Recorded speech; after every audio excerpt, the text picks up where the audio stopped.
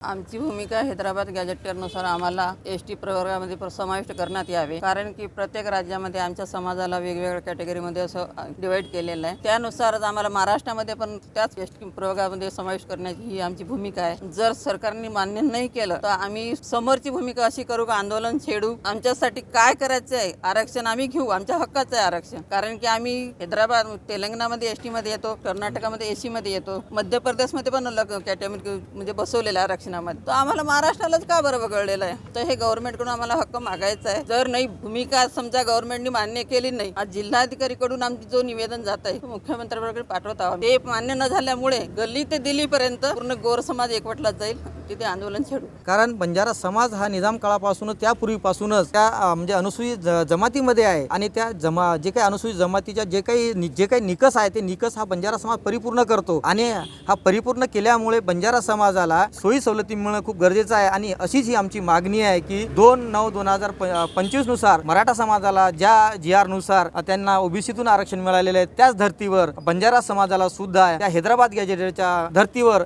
बंजारा समाजाला अनुसूचित जमातीच्या सोयी सवलती मिळाल्या पाहिजे, अशी ही आमची प्रमुख मागणी राहील।